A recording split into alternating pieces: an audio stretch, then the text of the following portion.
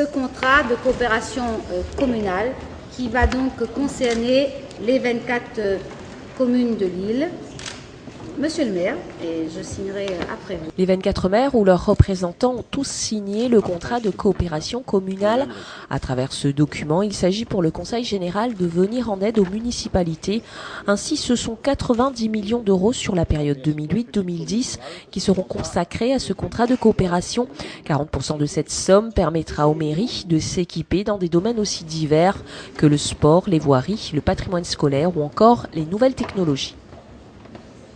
Ce projet de coopération communale cale en fait les projets de la mandature portés par le Conseil général sur ces 5 priorités qui concernent, je le rappelle, l'éducation, la petite enfance avec les crèches et les places d'accueil, l'insertion pour les publics en difficulté, c'est-à-dire l'emploi, le logement et puis le développement durable et les publics vulnérables qui sont les personnes âgées, les personnes handicapées. Donc ces 5 priorités de la mandature se calent sur des projets portés par les communes.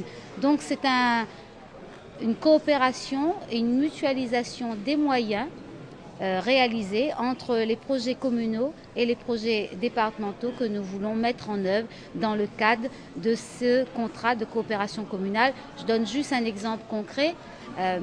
Nous allons avoir la réalisation et la mise en place de 200 chantiers d'insertion dans toutes les communes pour permettre à des jeunes ou à des moins jeunes de trouver de l'emploi, d'être encadrés, d'avoir des formations sur des actions portées par les communes, que ce soit donc dans les crèches, la petite enfance, ou dans les écoles, sur l'éducation. L'aide, par exemple, aux élèves en difficulté peut être concernée donc par ces projets. Et donc, ces chantiers d'insertion seront opérationnels dans quelques mois.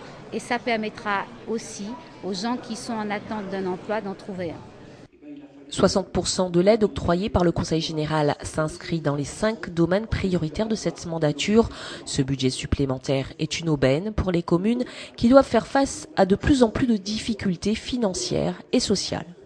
Il est tout à fait important qu'on puisse avoir un interlocuteur, et à l'occasion le Conseil général, venant appuyer les actions municipales à travers le contrat de coopération communale avec son volet priorité communale, priorité départementale et permettre une proximité encore plus importante pour les projets municipaux. Moi, je pense que c'est une très bonne chose et on remercie le département pour nous suivre dans nos projets et ce soutien est conséquent. Et nous, maintenant, nous allons mettre en place ces différents projets de façon à répondre à une demande communale. Mais je pense que par rapport au contrat de la génération d'avant, ces contrats-là sont signés dans la transparence puisque les critères sont rendus dans la note publique. Par rapport à la répartition entre les communes, là aussi les choses se font dans la transparence.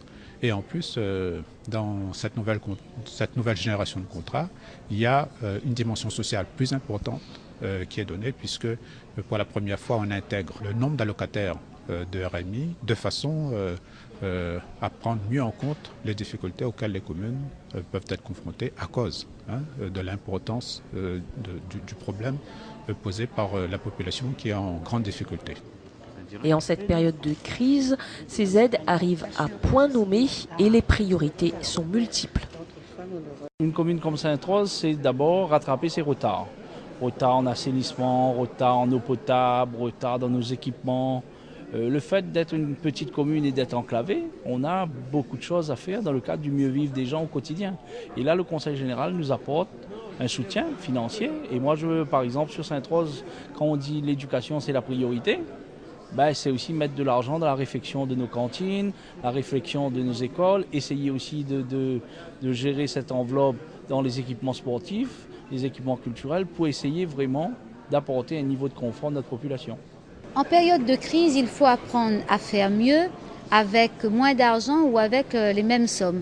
Et donc c'est vrai qu'il faut mutualiser les moyens pour rendre plus opérationnels les projets portés par les communes et puis les mettre en cohérence avec les projets portés par le Conseil général, c'est-à-dire au nom du département de La Réunion.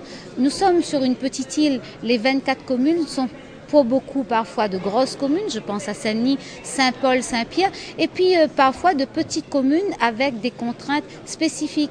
Si on veut parler des difficultés rencontrées dans les cirques, par exemple Sillaos, ou Salazie, ce sont des communes qui ont un relief contraint et des difficultés liées par exemple, là on le voit, aux dégâts causés par les cyclones. Donc il faut des aides particulières. Donc ce sont des projets qui sont portés par les maires, validés par le Conseil général et qui en même temps correspondent au projet de la mandature.